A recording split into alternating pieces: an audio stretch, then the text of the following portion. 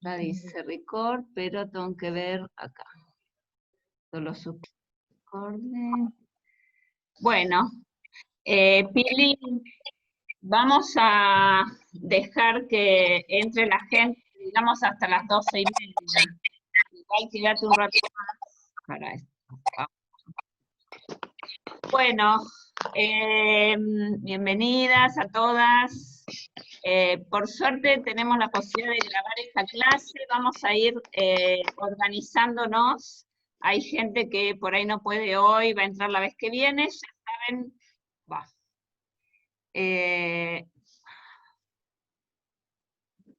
Bueno, voy a parar algunas veces al principio, los primeros minutos. Oh. Bueno, Pili, fíjate vos, de Rocío, yo sigo.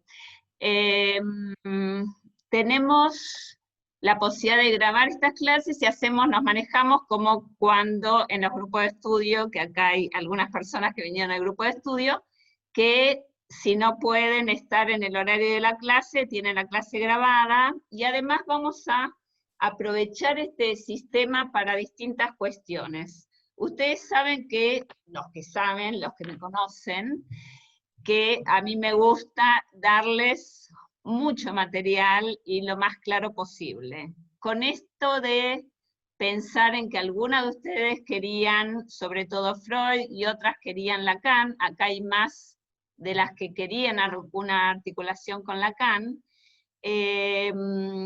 entonces lo que pensé es lo siguiente. Tenemos muchísimo para ver porque vamos a empezar a trabajar con el texto de Más allá del principio del placer, que significa rever de alguna manera todos los conceptos freudianos, porque el más allá, que Freud lo escribe en el 1920, justo después de que terminó la Primera Guerra Mundial, y que habían vuelto, había estado muy mal por los hijos que se habían ido a la guerra y que pudieron volver, y más o menos una semana antes de que él plantea por primera vez el término pulsión de muerte, se le murió su hija Sophie, que era, según él, la preferida. Entonces realmente venía de una situación muy traumática, y el texto significa un vuelco para la teoría freudiana enorme. Entonces, vamos a ver cómo a partir de este texto tenemos que repensar todos los conceptos de Freud. Entonces es muy interesante como resignificación de lo que uno ya sabe. Entonces, por ejemplo, si hablamos de pulsión de muerte, vamos a hablar de todo la evolución de los dualismos pulsionales, ¿no? Así como, además de eso, vamos a ver, o sea, como veamos hoy, vamos a ver hoy, el tema de la evolución de los principios que gobiernan el aparato psíquico, ¿no? Que es lo que les dije que íbamos a trabajar. Vamos a tener que pensar a partir del segundo ejemplo que da él, del Fordac, cómo se va formando el aparato psíquico, ¿no? O sea, toda la evolución del aparato psíquico a partir de, como decíamos en la clase la vez pasada, a partir de que un bebé nace. Vamos a repensar la noción de trauma, porque con el primer ejemplo, que es el ejemplo de las neurosis traumáticas, vamos a repensar la noción de trauma, cómo se va desplegando a lo largo de toda la obra, desde el comienzo, que hoy con el primer texto que les di vamos a ver algo de la noción de trauma. Vamos a repensar la noción de inconsciente, porque vamos a ver cómo a partir del texto de Más allá es el puntapié para lo que va a ser la segunda tópica. Entonces nos sirve también el texto para introducir lo que va a ser lo que él en el capítulo 4 habla de un inconsciente no reprimido, o sea, el tercer concepto de inconsciente. Y además de eso, también nos va a permitir pensar toda la evolución de la concepción de la cura. Así que lo que les contaba es que cuando yo pensaba en preparar esta clase y de qué les iba a hablar, digo, uy, hay tanto que les quiero decir que, bueno, es un montón. Además de eso, pensar en la articulación con Lacan. Entonces, para quedarme yo más tranquila, dije, una cosa es cuando ustedes estaban acá y teníamos esa hora y cuarto que Patricia sabe que, y Alejandra también sabe que teníamos para trabajar o nos extendíamos, y otra cosa es que cuando termina esta clase, primero, ustedes van a tener, si tengo suerte y se graba, les voy a mandar la grabación, como hicimos con la clase pasada con narcisismo. Ustedes van a poder entrar y mirar y rever los conceptos que les costaron, van a poder hacerme preguntas después de la clase, y yo voy a poder mandarles un videíto con las cosas que quiera agregar, ¿no? Es como diferente a cuando están acá, que, bueno, esta posibilidad que tenemos ahora tiene muchas vertientes que nos sirven. Entonces, la articulación, por ejemplo, con Lacan, si no llego a dar mucho de eso, siempre les voy a mandar alguna cosita más después grabada como para hacer la articulación. Pero estos capítulos que les di, sobre todo el 4 y el 5 de el seminario 11, nos van a servir para repensar lo que es el principio del placer. Lo otro que no les dije que vamos a repensar con este texto es el concepto de repetición, que es central para pensar la constitución del aparato psíquico y central para pensar el vuelco de 1920. Todo esto está en el seminario 11 y vamos a hacer la articulación con Lacan. Lo que me quiero quedar tranquila es, lo que no llegue y quiero agregar, lo voy a agregar después de la clase, les mando el videito, y además que vamos a tratar de ir viendo los tiempos, cómo nos manejamos, qué ganas tienen ustedes de por ahí traer preguntas o algún recorte. Después vamos a ir viendo, pero está bueno esto de irnos conociendo e interactuando, cosa que, sobre todo ahora con la pandemia o con la distancia, cuando es gente de otros lados, no lo podemos hacer. Así que eso como introducción. Vamos a tratar de al final de la clase que ustedes puedan hacerme preguntas. Si en algún momento en la mitad me quieren preguntar algo, también lo pueden hacer. Entonces lo que vamos a hacer es, levantan la mano, pero la mano así, cerca de la pantalla, pero cuando sean muchas, por ahí si no, no las veo, ¿sí? O se desilencian el micrófono y me dicen, no, ahora quiero preguntarte algo, ¿sí? Y al final vamos a tratar de dejar un espacio para preguntas, además de las que hagan durante la clase, y vamos a seguir trabajando con lo que quede dudoso a lo largo de estos 15 días. O sea, pueden hacerme alguna pregunta y que yo les conteste, y eso es interesante. O sea, va a ser un trabajo que tengamos constante a lo largo de los días que pasen, que eso está bueno. No sé si alguien me quiere preguntar algo organizativo de lo que sea antes de empezar, y si no, empiezo. Ok, no.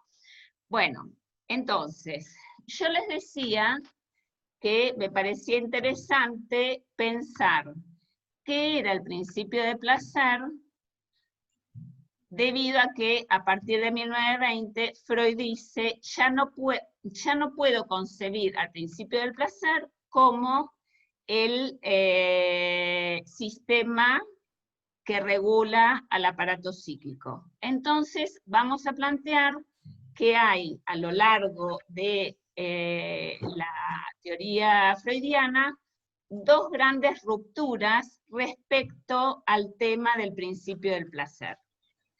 Y vamos a pensar a partir de, para poder dar cuenta de eso, cómo se concibe el aparato en un primer momento. Yo les dije que el texto sobre el mecanismo psíquico de los fenómenos histéricos nos va a servir para pensar esta primera concepción del aparato, y también lo vamos a usar después para el tema del trauma, ¿sí? La evolución del concepto de trauma. Entonces, lo que dice en este texto muy claramente, yo no voy a leer todo para poder avanzar más rápido, pero por ahí leo algún parrafito. Freud empieza desarrollando su teoría y intentando que esa teoría sea aceptada por el medio. Y para eso la teoría tenía que se sostenía, o la única manera que era aprobada por la comunidad de médicos o científicos, era que tuviera un sostén desde las hipótesis manejadas por las teorías físico-matemáticas. Tenía que ser algo que fuera acorde a las teorías de la época, ¿no? Entonces, en esa época, las principales teorías que manejaban los científicos era la cuestión de la energía y la carga, la fuerza. Todo era concebido como, ¿vieron esa frase? Nada se pierde, todo se transforma, o la cuestión de la energía o la fuerza que iba pasando de un objeto a otro, ¿no? Pero esta idea de transferencia de cargas, que de alguna manera Freud saca de las ciencias físico-matemáticas, es lo que él usa para empezar a explicar cómo funciona el aparato psíquico. Entonces, dice que para que un individuo se mantenga sano, necesita mantener en equilibrio y de manera lo más bajo posible una suma de excitación o cantidad de energía que el aparato psíquico posee. O sea, que está concibiendo a un aparato psíquico formado por dos aspectos. Vamos a ver que el aparato psíquico va a estar formado por huellas, pensamientos, representaciones, por ahora lo tomamos como sinónimos, después vamos a hilar un poco más fino. Esas huellas conforman el aparato psíquico, pero cada una posee una carga. Gracias a este principio de constancia, Freud concibe al aparato como pensando que está regulándose a través de este principio de constancia, que deviene también de lo que se conoce como principio de inercia neuronal. Ustedes saben que era neurólogo, entonces también hay muchos conceptos que vienen de la neurología. Se concebía las neuronas como con una carga, que se iban trasladando esta carga de una a otra y que necesitaban descargar a cero la cantidad de carga que le era inherente a cada una. Entonces, tenemos acá el principio de constancia, está, digo, dos palabras de este texto, que dice, la página 37 del texto primero que les di: si un ser humano experimenta una impresión psíquica, en su sistema nervioso se acrecienta algo que por el momento llamaremos suma de excitación.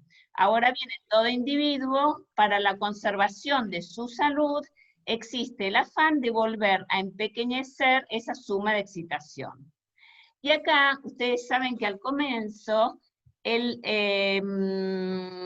Freud se maneja con la idea de lo que es un arco reflejo, porque estamos hablando de huellas cargadas. ¿Cómo surge esa carga en el aparato psíquico? De acuerdo a lo que se conocía en esa época ya como el arco reflejo. El arco reflejo supone que por vía perceptual nosotros recibimos estímulos cargados, que la carga se acrecienta por la percepción de los estímulos que vienen de afuera. Y que el procesamiento tendría que ver con una descarga. O sea, el arco reflejo tiene que ver con una entrada por el polo perceptual y una salida por el polo motor.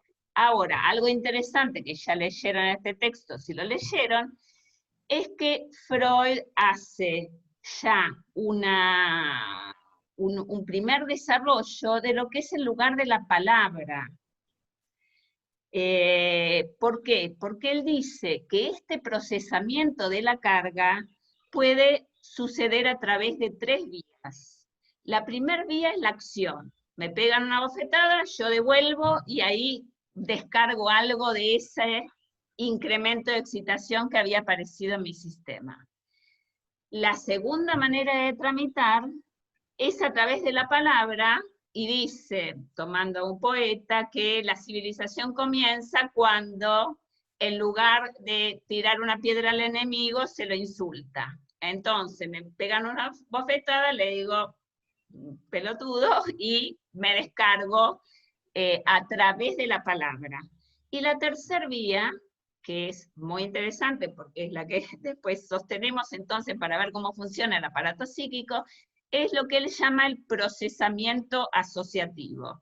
Entonces, lo que dice es que uno puede agarrar y pensar, bueno, este me dio una bofetada, pero es un loco que está internado en el manicomio, no voy a estar pensando que realmente es pobrecito, puedo entenderlo. Entonces, ese procesamiento asociativo es la tercera forma que muestra Freud en este texto de que se puede esa carga tramitar, ¿no? Si nosotros pensamos que algo que les iba a decir antes de entrar en lo que es el principio de constancia, ¿cuáles son los grandes aportes de Freud al conocimiento humano? Podemos decir que el primero es el descubrimiento del inconsciente, ¿no? Hasta Freud se pensaba al individuo como una unidad, y Freud descubre que hay pensamientos que nos manejan a pesar nuestro, que somos dominados, que no somos dueños de nosotros mismos. Algo vimos en la clase anterior.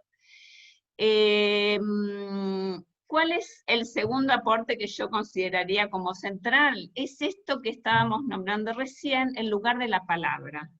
La cura a través de la palabra. Realmente, de lo que hacían con las histéricas, shocks eléctricos, terapia de agua, a la cura por la palabra, realmente es muy importante y fue utilizado por un montón de psicoterapias.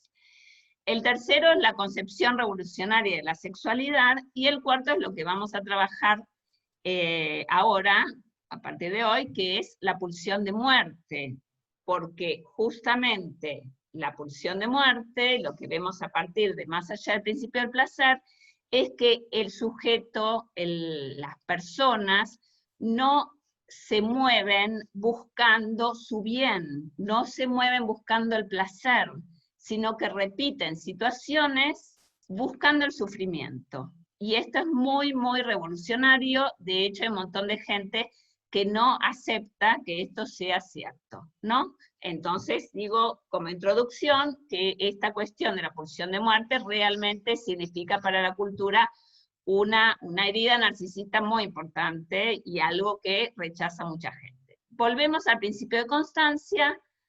Queda claro entonces que el principio de constancia permite explicar cómo funciona el aparato psíquico, intentando disminuir todos los excesos de excitación, y vamos después a ver el lugar que tiene la noción de trauma, y digamos dos palabras, lo traumático sería lo demasiado cargado. Entonces lo que busca el aparato es descargarlo. Esa sería la primera concepción de trauma. Vamos a pensar que hay una primer ruptura entre el principio de placer y lo que vamos a llamar entre el principio de constancia y lo que vamos a llamar el principio del placer. O sea, ya no puede sostener Freud que el aparato psíquico se maneja por el principio de constancia. ¿A partir de cuándo? A partir de que él conceptualiza lo que es el deseo. Ahí tenemos entonces lo que les decía que venía bien que leyeran, que es lo que Freud conceptualiza como la experiencia de la vivencia de satisfacción. Él dice que el aparato psíquico se conforma a partir de una primer pérdida. Vamos a nombrar ahora algo que toma Lacan también, pero vamos a partir de ahora a tomar, digamos, poner en el lugar tan central que tiene para el psicoanálisis lo que es la noción de pérdida. La pérdida es constitutiva, es lo que nos hace humanos. Antes les decía que Freud, antes de Freud se pensaba al aparato, al sujeto, digamos, como un individuo, como una totalidad, y ahora, justamente a partir de la noción del sujeto como deseante, vemos que no hay ninguna totalidad, ni posibilidad de unidad, ni de encontrar un objeto que nos satisfaga del todo. Entonces, la noción de pérdida la vamos a seguir trabajando con distintos conceptos que vayamos viendo, con repetición, con inconsciente, de distintas maneras, y es central. Veamos algo de esto que toma Lacan también respecto a la pérdida. Él toma lo que Freud en el proyecto de psicología para neurólogos nombra como das Ding, que es traducido como la cosa. Das Ding es la cosa, dicho en alemán. Dice Freud algo muy interesante y que nos permite también entender lo que es el funcionamiento del aparato psíquico. Freud dice que cuando nosotros queremos captar algo, queremos hacer consciente algo, queremos representarnos psíquicamente algún objeto, así como cuando queremos representarnos a un otro, hay algo que se nos escapa siempre. O sea, la palabra deja por fuera algo, deja por fuera lo que Freud ahí llama la cosa. Vamos a ir introduciendo algunas cuestiones que la vez pasada nombramos de los 3 registros, para de a poco ir incorporando alguna cuestión de Lacan. Entonces, cuando nosotros estamos diciendo que Freud nombra la capacidad de percibir algo, dejando en claro que al ser puesto en palabras hay algo que se pierde y que no puede ser captado por la palabra, ya estamos hablando de 2 universos nombrados por Lacan como lo simbólico y lo real. Lo simbólico es esa tramitación a través de la palabra, lo que se escapa a la posibilidad de ser nombrado, el das Ding, es lo real lacaniano, que después lo vamos a recuperar. Entonces, íbamos a la primer ruptura que planteamos entre el principio de constancia y lo que va a ser el principio del placer, para ver una nueva modalidad de conceptualización del aparato psíquico. A partir de la vivencia de satisfacción, Freud, ¿qué dice?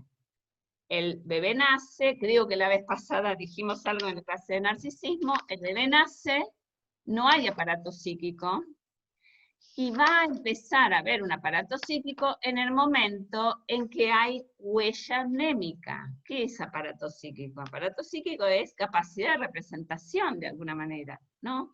Entonces, ¿cuándo hay huella mnémica?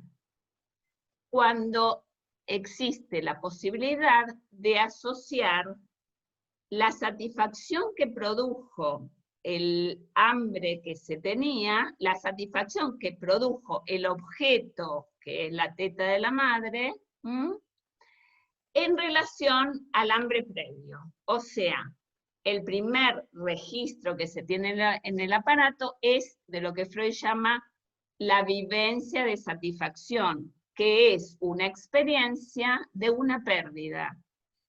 Solo se registra esa satisfacción una vez que ya no se tiene el objeto que satisfizo.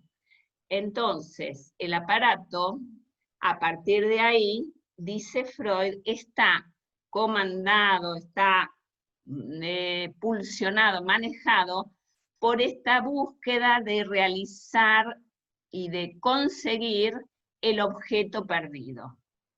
Freud habla de esta vivencia de satisfacción y dice que hay una huella asociada a la satisfacción que produjo esa teta que permitió que disminuya la necesidad de alimentarse. Ahora, esta vivencia de satisfacción que permite que haya una huella del objeto perdido y que es lo que indica que el aparato psíquico es un aparato manejado por la búsqueda de repetir algo que es imposible de recuperar,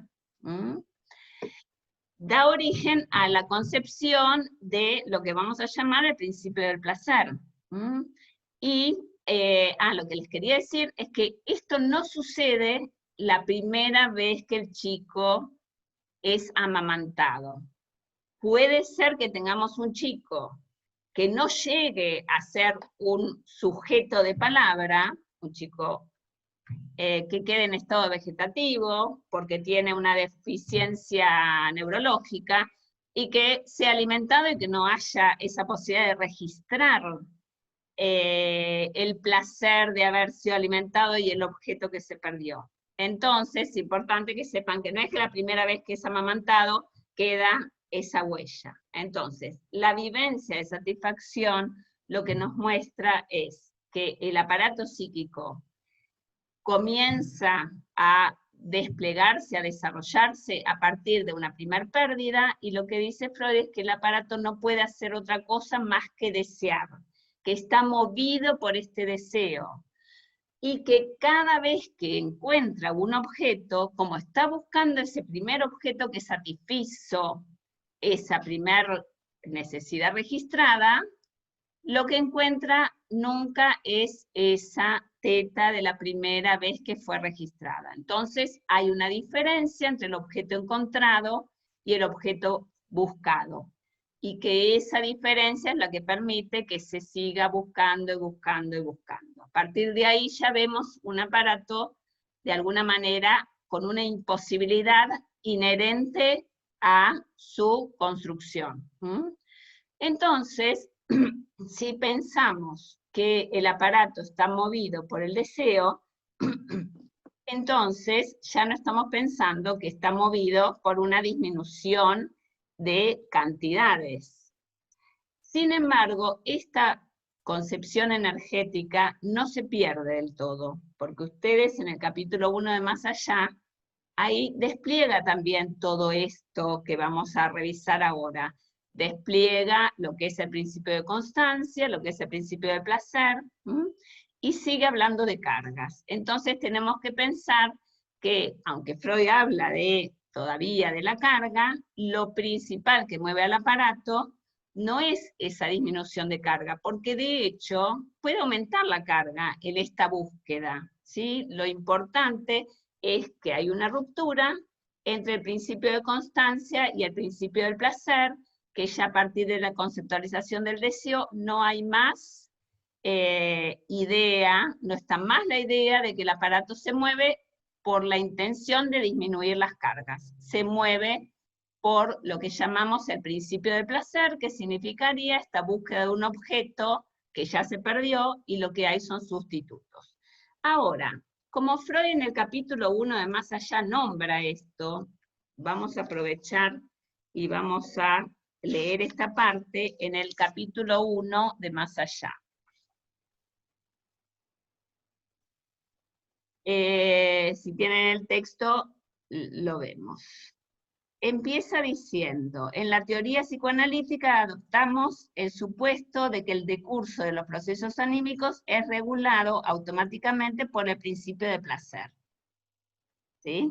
O sea, creemos que en todos los casos lo pone en marcha una tensión displacentera y después adopta tal orientación, un resultado final que coincide con la disminución de ella. Después vamos a leer el último párrafo de esa página que me interesa mucho. Pero vamos a ver cómo en la página 8, abajo de todo, habla del principio de constancia. Los hechos que nos movieron a creer que el principio del placer rige la vida anímica encuentran su expresión también en la hipótesis de que el aparato anímico se afana por mantenerlo más baja o al menos constante la cantidad de excitación presente en él. Y después dice, 4 renglones después, el principio de placer se deriva del principio de constancia. Entonces, sigamos un poquito más el párrafo siguiente, pero entonces debemos decir que en verdad es incorrecto hablar de un imperio del principio del placer sobre el decurso de los procesos anímicos. Si fuera así, la abrumadora mayoría de nuestros procesos anímicos tendría que ir acompañada de placer o llevar a él. Poquito después dice, en el alma existe una fuerte tendencia al principio del placer, pero ciertas otras fuerzas o constelaciones la contrarían. Entonces, por ahora les voy a mostrar un gráfico. Lo que estamos diciendo es, tenemos un primer momento, un aparato psíquico regido por el principio de constancia. Un segundo momento, la concepción del aparato regido por el principio del placer. A partir de ahora, en el texto de Más allá del principio del placer, dice, si el aparato psíquico estuviera regido por el principio del placer, casi todos los eventos de nuestra vida y todo lo que nosotros repetimos intencionalmente, digamos, más allá de la intención, digamos, intención consciente o inconsciente, todas nuestras acciones tendrían que ir acorde a ese principio y lograr placer.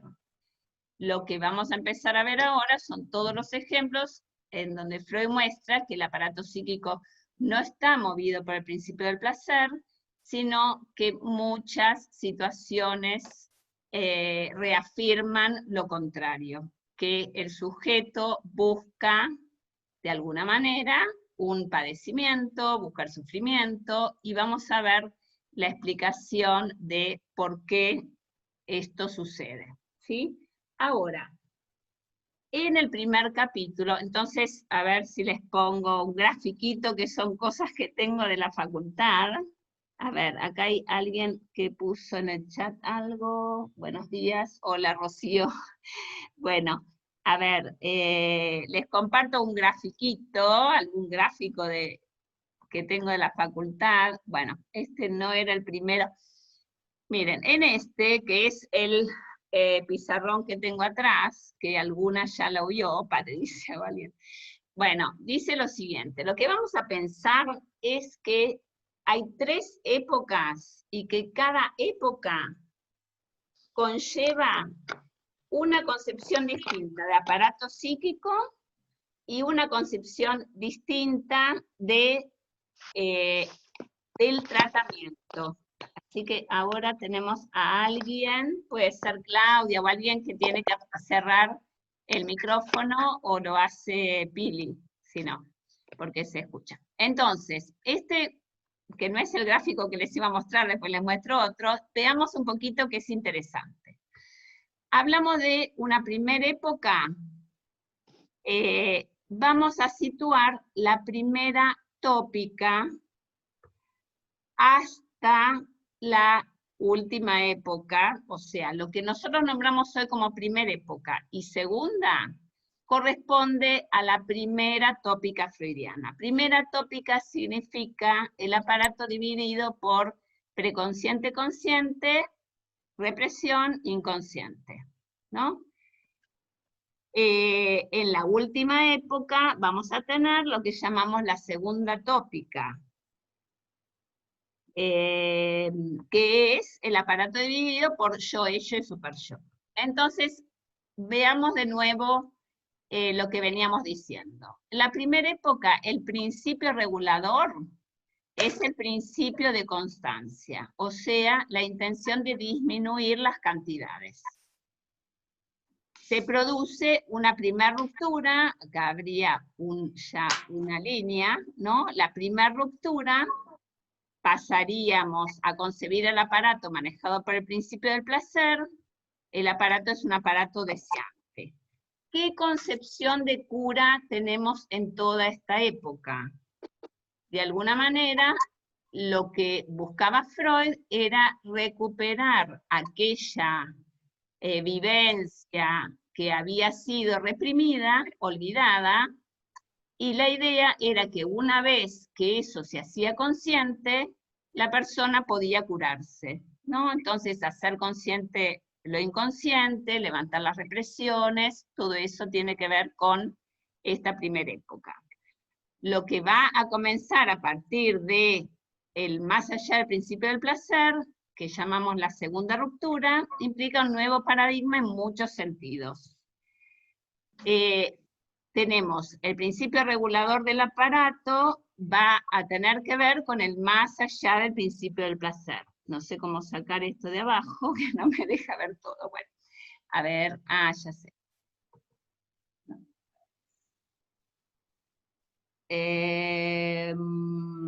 Ahí está. Entonces, tenemos el principio regulador, es el más allá del principio del placer. Nos falta antes cuál es el dualismo pulsional, que vamos a agregar en algún momento, que es, tenemos primero la sexualidad versus autoconservación, pulsiones sexuales, pulsión de autoconservación. En un segundo momento que nombramos la vez pasada, un dualismo que no es dualismo, pero que Freud lo intenta sostener en un momento, es libido del yo, libido de objeto. El tercer dualismo pulsional, que vamos a ver en algún momento, este desarrollo, pulsión de vida, pulsión de muerte. A partir de ya la metapsicología, en 1912, 1914, empieza Freud a conceptualizar lo central en la cura, que son las resistencias a la curación, que lo vamos a ver ahora en el capítulo 4, ¿no? En el 3.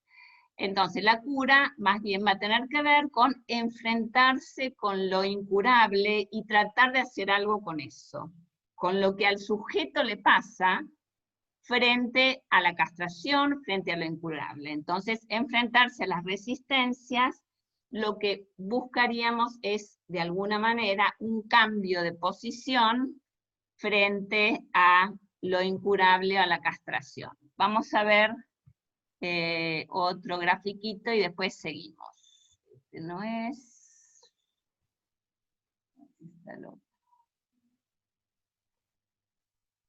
Esto es más o menos lo mismo, pero bueno, lo vemos más lindo.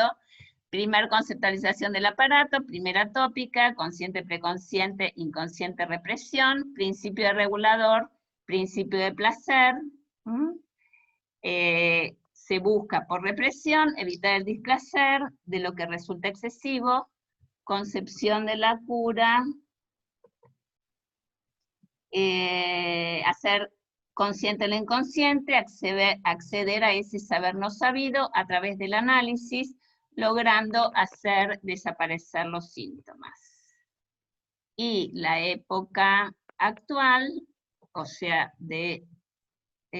más allá del principio del placer, tendríamos la concepción del aparato psíquico. Vamos a ver que va a ser la segunda tópica, yo, ello y super yo. El principio regulador va a tener que ver con el más allá del principio de placer, ¿no? Después vamos a ver. Y la concepción de la cura, como decíamos, enfrentar las resistencias, algo quedará como irrecuperable. Ahora volvamos al capítulo 1. Esperen. El capítulo 1 de Más Allá, que es lo que ustedes tenían que leer. Vamos a ver que en ese capítulo Freud habla de dos motivos generadores de displacer que no se oponen al principio de placer como regulador del aparato psíquico. O sea, lo que estamos pensando ahora es en qué sentido cambia la concepción del aparato psíquico, de qué es de cómo se maneja el aparato psíquico. Entonces Freud dice, lo que estamos evaluando es por qué el sujeto vive tantas situaciones displacenteras si es el placer lo que busca. Entonces, agrega en este primer capítulo que hay dos situaciones que producen displacer, o que no buscan el placer, y ahora vemos por qué, pero que no se oponen al principio del placer como regulador del aparato psíquico. Y esas dos situaciones son, primero, cuando el aparato psíquico pasa en un primer momento de su constitución, de lo que es del principio del placer al principio de realidad. Nosotros creo que dijimos algo la vez pasada, en la clase de narcisismo, no sé, pero a partir de la vivencia de satisfacción, cuando quedan las primeras huellas del objeto perdido y esta búsqueda constante que es el desplazamiento, la asociación de una representación con otra a través de esa búsqueda del objeto perdido, que estamos hablando del principio del placer, Freud dice que en un primer momento el aparato se maneja a través del intento de recuperar rápidamente con la alucinación el objeto perdido. Entonces, a eso lo llama principio de placer, porque el término principio de placer va a tener distintas acepciones, ¿no? Pero el aparato en un primer momento se maneja por el principio del placer, que significa que busca investir rápidamente el objeto perdido a través de la alucinación. Entonces Freud dice, si el individuo, si el sujeto se queda con esa manera de procesar lo que le pasa, cada vez que tiene hambre alucina, el chico se muere. Es lo que pasa con algunos chicos que se sabe en África que tienen mucho hambre, empiezan a alucinar que están comiendo.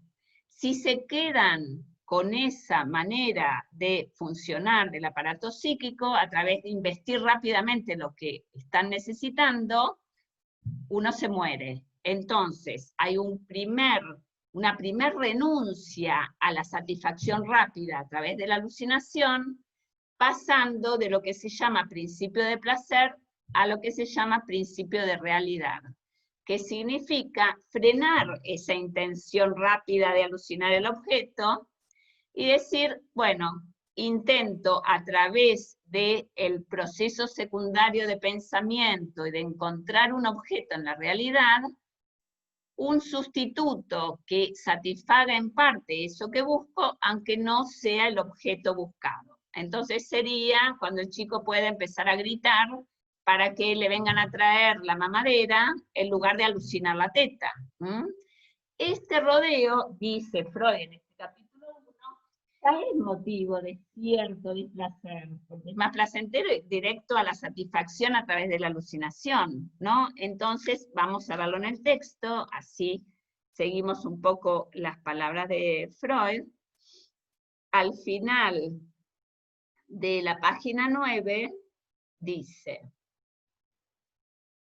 el principio de placer es propio de un modo de trabajo primario del aparato anímico, desde el comienzo mismo inutilizable y aún peligroso en alto grado para la autopreservación del organismo en medio de las dificultades del mundo exterior. Bajo el influjo de las pulsiones de autoconservación del yo, es relevado por el principio de realidad, que sin resignar el propósito de una ganancia final de placer, exige y consigue posponer la satisfacción, renunciar a diversas posibilidades de lograrla y tolerar provisionalmente el displacer en el largo rodeo hacia el placer. ¿Se entiende por qué acá hay un primer motivo de displacer que no contradice al principio de placer como regulador del aparato? Porque lo que se busca es lograr esa satisfacción, no es contraria al principio del placer, ¿sí? ¿Está? ¿Se entiende? Si alguien no entiende, me dice. Y ahí vamos después, entonces dice un poquito más abajo, el otro párrafo, es indudable, no obstante, que el relevo del principio de placer por el principio de realidad puede ser responsabilizado solo de una pequeña parte, y no la más intensa, de las experiencias de displacer. Ahora vamos al segundo motivo de displacer que no se opone al principio de placer como regulador de los procesos anímicos. ¿Cuál es el segundo? Que es muy claro, cuando el displacer tiene que ver con algo reprimido. Vamos a leer lo que dice Freud. Un poco más abajo, tipo 10º renglón, en el curso de este acontece repetidamente que ciertas pulsiones se muestren por sus metas o sus requerimientos inconciliables con las restantes que pueden conjugarse en la unidad abarcadora del yo. Son segregadas, entonces, por represión, y se les corta la posibilidad de alcanzar la satisfacción. Entonces, bueno, los detalles de este proceso de represión, por lo cual la represión transforma una posibilidad de placer en una fuente de displacer, dice, no contrarían el principio del placer. Ahora les explico. Entonces, cuando por represión algo es displacentero, ya sea un síntoma, ya sea que tengamos una pesadilla, supónganse alguien que sueña con tener sexo con su hermano, y entonces dice, fue horrible, y si se angustia un montón, ahí no está contradiciendo el principio del placer, ese displacer, porque es satisfacción para un sistema e insatisfacción para el otro, satisfacción para el inconsciente, insatisfacción para la conciencia. O sea que estos dos motivos, el pasaje de principio de placer al de realidad y la represión, nos muestran que hay algo displacentero que no contradice al principio de placer. Entonces, lo sí que va a ser muy significativo es justamente las situaciones que repetimos, que desde ningún punto de vista pueden ser pensadas como provocando algún placer, ni buscando un placer segundo. No, no son, desde ningún punto de vista, vistas como placenteras o que tiendan a eso. Y los tres ejemplos que toma Freud, que vamos a ir viendo, son los sueños de las neurosis traumáticas, la repetición en transferencia y el juego del Fordá. Los tres ejemplos son muy diferentes y nos van a servir para pensar un montón de cosas. El tema de las neurosis traumáticas, que lo vamos a ver también con lo que dice Lacan, nos va a permitir pensar qué es lo traumático para el psiquismo en la última época de la conceptualización freudiana. El juego del Fordá nos va a servir para pensar la constitución misma del aparato psíquico para el chico, algo vimos la vez pasada, y la repetición en transferencia nos va a permitir ir pensando toda la evolución de la conceptualización de la cura a lo largo de los distintos años. Ahora vamos a ver algo metiéndonos ya en lo central de la conceptualización que se propone a partir de ahora. Cuando nosotros pensemos este nuevo dualismo pulsional, que viene en los últimos capítulos 5 y demás, Freud va a hablar de pulsión de vida y pulsión de muerte. Ahora nosotros vamos a ver que estas dos pulsiones no pueden ser concebidas independientes unas de otras, sino que en realidad la pulsión va a tener estas dos caras. La pulsión, para que exista, el sujeto es un sujeto manejado por pulsiones. Estas pulsiones van a incluir la pulsión de vida y la pulsión de muerte. Vamos a ir viendo esto después. Entonces, cuando nos metamos en qué es el más allá del principio del placer, uno de los conceptos centrales, y que tiene mucho que ver con lo que veamos después en Lacan, lo que es la repetición, los distintos aspectos de la repetición, es el concepto de ligadura. Entonces, vamos a ver en este primer capítulo una frase para empezar a introducir la cuestión de la ligadura. Algo que dice Freud acá, que no lo dice en otro lado, y que nos va a llevar a repensar la cuestión de la ligadura, de la representabilidad o las representaciones posibles en el aparato. La página 7, abajo de todo, dice: nos hemos resuelto a referir placer y displacer a la cantidad de excitación presente en la vida anímica y no ligada de ningún modo. Lo que yo quiero señalar es esta partecita. Después dice, el displacer corresponde a un incremento y el placer a la reducción, que es lo que veníamos viendo. Lo que yo quiero señalar es que en el único lugar del texto que Freud nombra de esta manera a la ligadura es acá. Habla de una cantidad no ligada de ningún modo. Vamos a empezar a pensar en el concepto de ligadura para poder dar cuenta de que es el más allá del principio del placer. Porque lo que vamos a ver es que recién hablábamos de la represión, decíamos que todo lo que nos hace padecer, que proviene de la represión, estaba dentro del principio del placer. No se oponía a concebir que lo maneja es una búsqueda de placer para algún sistema. Ahora, ¿qué pasa con la energía o la cantidad y el concepto de ligadura? Yo les preguntaría si alguno se acuerda, si alguna se acuerda, cómo concebía Freud la ligadura cuando hablaba de la conciencia y lo inconsciente, los mecanismos de formación del síntoma que decía respecto a la ligadura. A ver si podemos...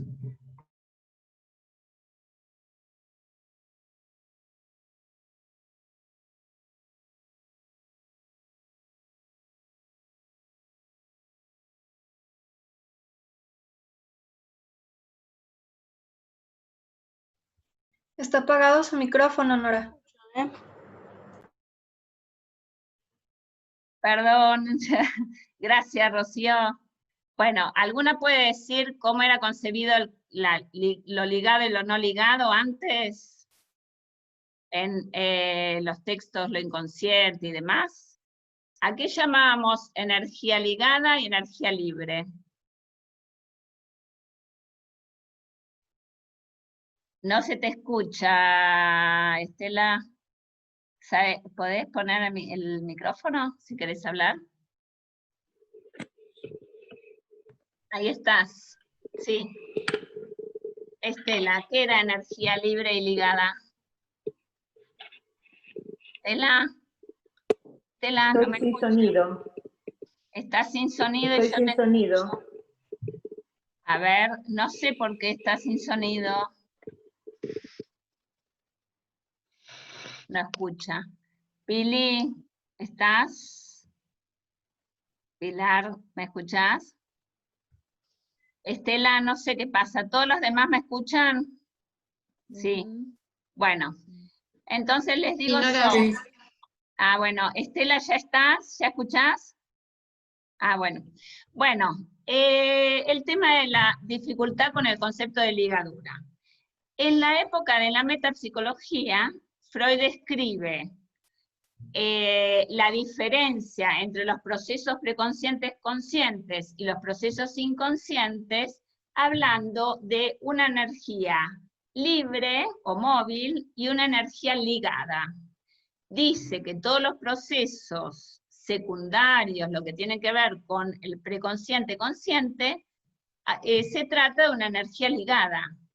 Y el proceso primario vinculado con lo inconsciente se trataría de una energía libre. Ahora vamos a tomar esos conceptos de una manera diferente. ¿Por qué? Lo que vamos a empezar a ver es que de lo que se trata cuando hablamos de lo que lleva a esta repetición de lo displacentero es de cierta cantidad que no puede ligarse de ningún modo, como dice acá en el primer capítulo. Lo que no se liga de ningún modo, no se liga ni siquiera por energía libre, ni siquiera por el proceso primario.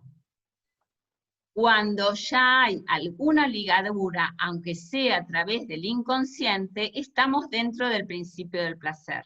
Lo complicado es cuando hay algo que no puede ligarse de ningún modo. Vamos a dar un ejemplo cortito, que tiene que ver con lo que trabajemos en el capítulo 2, pero para entender un poco esto.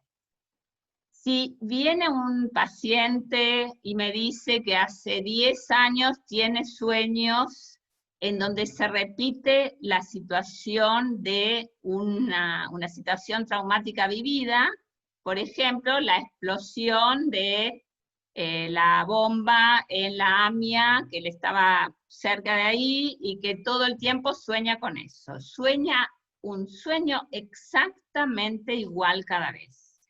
Se repite ese sueño una y otra vez. Hay una identidad de percepción, que después vamos a ver, ¿no? Cómo, a ver, para retomar a lo que veníamos diciendo, si nosotros dijimos que hay algo que tiene que estar perdido, Freud a esto, en el esquema del peine, cuando habla de volver a ese polo perceptual en el sueño, dice de alguna manera que hay una percepción perdida, que tiene que ver con este primer objeto. Cuando una situación se repite en el sueño tal cual, sin ninguna posibilidad de modificación, ahí no está operando el proceso primario, no está operando la condensación y el desplazamiento. Por eso hablamos ahí de lo traumático y de lo no ligado de ningún modo. Entonces, si una persona me dice que sueña una y otra vez con eso, Freud mismo habla de la identidad cuando se trata del más allá del principio del placer. Y vamos a ver que esto en el texto de Lacan lo vemos vinculado al automatón. El retorno de los signos, dice Lacan, implica algo nuevo cada vez. Implica algún efecto de condensación y desplazamiento en términos freudianos. Implica alguna ligadura, la posibilidad de que, por ejemplo, se produzca un sueño. Si la persona sueña exactamente con lo mismo, ahí hay una situación traumática, en tanto que no puede ligarse de ningún modo. Entonces estaríamos hablando de 3 niveles de ligadura diferente. La ligadura por el proceso secundario, en donde hay reglas muy rígidas de vinculación de una representación con otra, se maneja de acuerdo al razonamiento lógico, hipotético, deductivo, y la no contradicción y demás. La ligadura que podemos llamar una ligadura a medias, una ligadura pero móvil, de acuerdo al proceso primario, en donde hay una facilidad de relación entre las representaciones, no opera la contradicción, no opera la lógica, ¿no? Entonces hay una posibilidad de relacionarse muy fácilmente entre las representaciones, hablamos de una ligadura móvil. Y hay algo que no se liga de ningún modo. Eso que no se liga de ningún modo va a tener que ver con lo que nombramos como el más allá del principio del placer. Y va a tener que ver con la nueva concepción de trauma que veremos a partir de este texto, que nos va a llevar a la concepción de trauma y nos va a llevar también a la nueva concepción de angustia en psicoanálisis. Entonces, ¿se entiende estos 3 niveles de ligadura? Que no son 2, que antes hablaba, energía libre y energía ligada, y ahora decimos que esa energía libre tiene alguna ligadura, aunque sea por el proceso primario de condensación y desplazamiento. Volviendo a este ejemplo que les daba, si esta persona, después de 6 meses de análisis, me dice, anoche soñé que explotaba el calefón, ¿no? Fue angustiante, pero esa angustia es incomparable para él con la angustia de hace 10 años soñar con esa bomba que explotaba y que su aparato psíquico no lograba tramitar de ninguna manera. Entonces, cuando él logra soñar que explota el calefón, es angustiante, pero ya hubo alguna primer posibilidad de que opere el aparato psíquico tramitando eso traumático, ya hubo algo de condensación y desplazamiento. Quiere decir que lo que el principio de placer nos está de alguna manera mostrando es cómo el aparato psíquico logra procesar los estímulos, procesar lo que pasa a través de este encadenamiento entre representaciones. Eso es nombrado ahora como ligadura, la ligadura a través del proceso primario es una clase de ligadura, y la ligadura a través del proceso secundario es otra. Estaba pensando lo que pasa en la clínica. De alguna manera,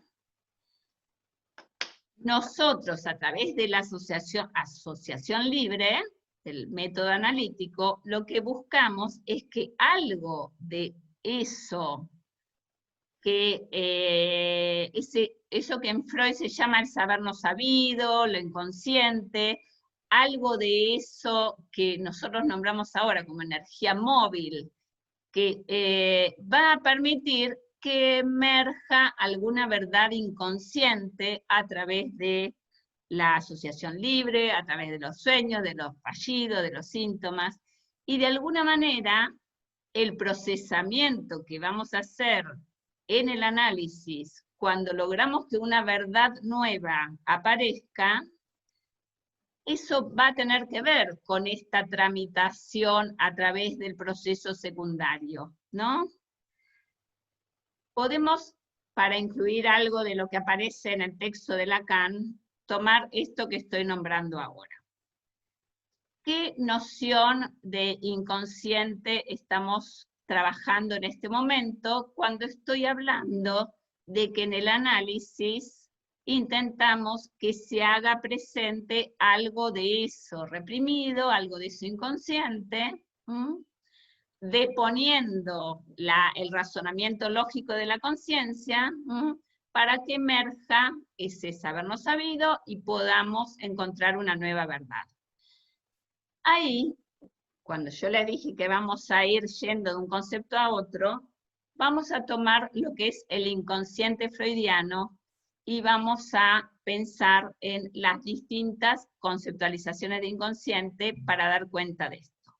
De lo que estamos hablando es del inconsciente reprimido, ¿no? Decimos, en la primera época Freud todavía no conceptualizó la represión, entonces hablaba de un inconsciente descriptivo, o sea, decía, lo que no está consciente en este momento, en algún lado está. Y ese es el preconsciente o inconsciente descriptivo de la primera época. En la metapsicología empieza a conceptualizar el inconsciente reprimido. Y lo que Lacan de una manera muy linda describe, ahí en ese capítulo 4 y 5, es esta idea del inconsciente, cuando Freud, tanto en Psicopatología de la vida cotidiana como después, describe lo que emerge de lo reprimido como algo evanescente, como algo fugaz. Por ejemplo, si nosotros tenemos un fallido, es un buen ejemplo de esto, ¿no? De cómo el fallido, si podemos hacernos cargo de lo que ese fallido está queriendo decir, el fallido nos muestra una nueva verdad para nosotros, algo que no sabíamos, supónganse un fallido en el análisis, ¿no? Lo que dice Lacan es que este inconsciente que tiene que ver con lo reprimido supone una verdad totalmente evanescente, es algo que aparece, que se hace presente y que después de nuevo se vuelve a cerrar, ¿no? Porque uno le da una explicación, lo acepta o no lo acepta, pero de alguna manera esta característica del inconsciente como algo que aparece y se fuma, como algo evanescente, como que implica una nueva verdad cada vez, ¿no? Y que es algo que se produce en el discurso, a diferencia de lo que pensaban algunos post-freudianos, la manera de describir lo que era el inconsciente como algo que estaba ahí y que había que, en la época que yo estudiaba, acá el psicoanálisis se lo nombraba como psicología profunda, ¿no? Ahora ya no se llama más así, pero lo profundo parecía que había que hurgar porque en algún lado del cerebro uno iba a encontrar esos significantes. Lo que estamos viendo es que el inconsciente se produce en actos, se produce en el discurso, y al mismo tiempo que se hace presente, desaparece. Toda esa producción del inconsciente, y lo que estamos nombrando, nos muestra lo que en el texto de Lacan aparece como el automatón. Tiene que ver con lo simbólico. que es lo que nombrábamos ahora como la posibilidad de tramitación cíclica. Ahora, esto, que implica una verdad nueva, una verdad nueva, una verdad nueva, dice Lacan que no es posible de pensar sin lo que él llama ahí el hueso de lo real. Y nosotros, ¿cómo lo nombramos vinculado con lo que trabajamos hoy? Nosotros decíamos que hay una pérdida constitutiva del aparato. Y tenemos que pensar que cada nueva aparición del inconsciente habla de esa pérdida. Es como cuando Freud describe lo que es la represión primaria y secundaria y dice, solo va a ser reprimido algo secundariamente si es atraído por algo de la represión primaria, por algo vinculado a lo primordialmente reprimido. ¿Qué quiere decir esto?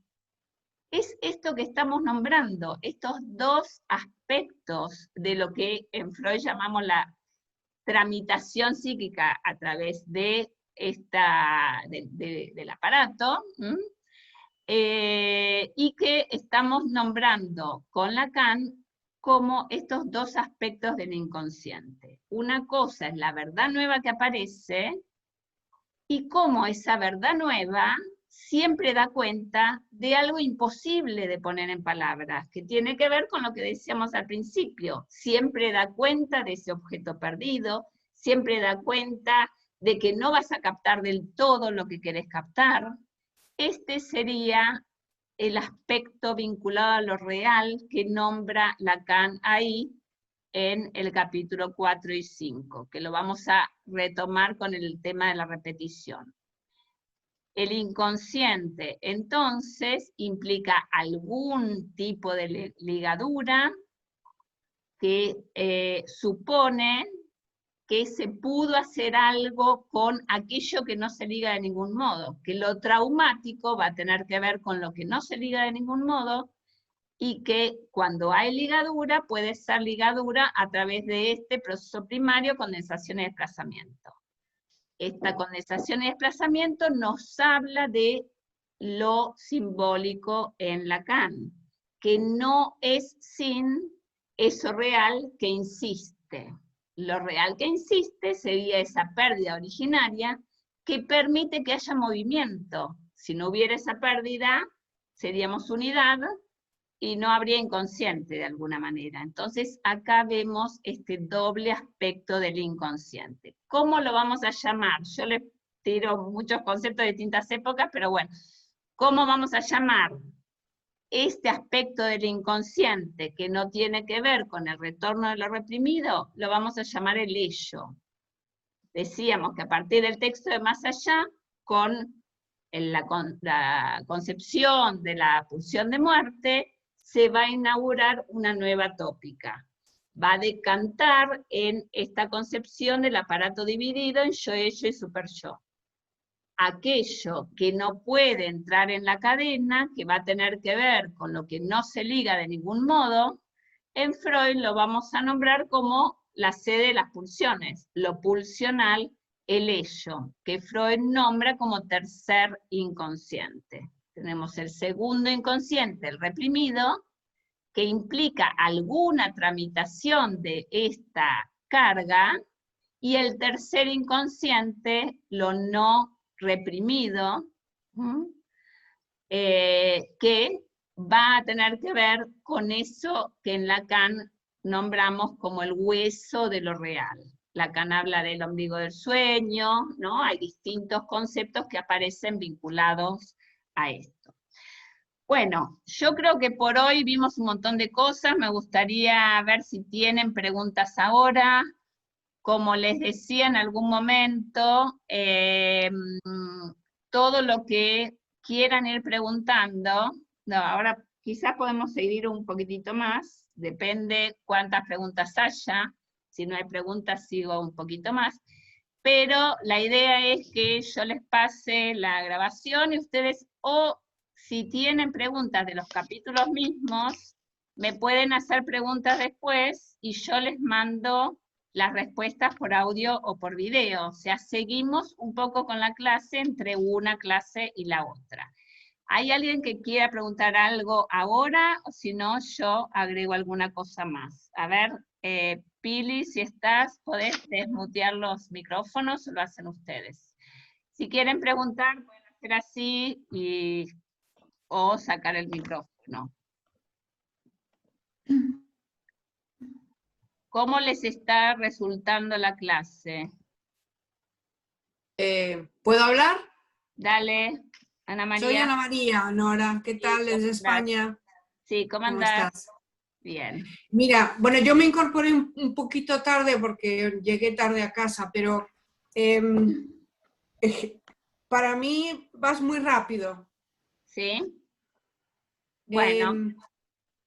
Encuentro que yo entiendo que tú quieres intentar meter muchos conceptos para que lo entendamos y quieras hacer una relación entre Freud y Lacan.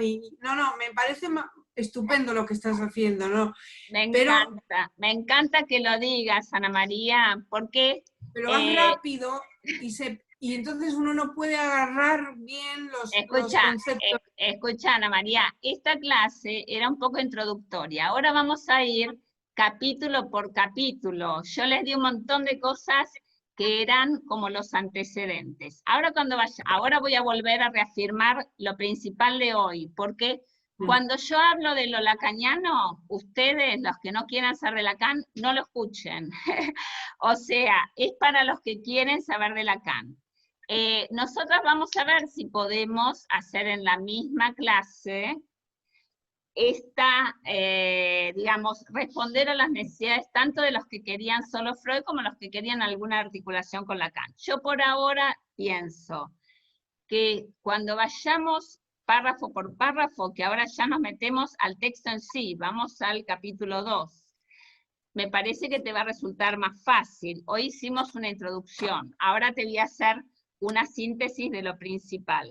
Me encanta que lo digas, y vamos a ver cómo te resulta en las próximas clases. Yo aclaro que les dije que no me paguen antes de hoy, porque el que quiera, obviamente, sigue, el que quiera no sigue, esto lo vamos viendo. Pero me encanta que ustedes me digan por dónde quieren que siga o de qué manera para que les sirva. Entonces, de la clase de hoy, lo principal es que a partir del texto de Más Allá, se modifica la concepción de aparato psíquico, porque Freud pensaba que los sujetos eran comandados por una búsqueda de placer, y él encuentra que hay un montón de situaciones en la vida de los individuos que contradicen esa idea, que buscan el sufrimiento.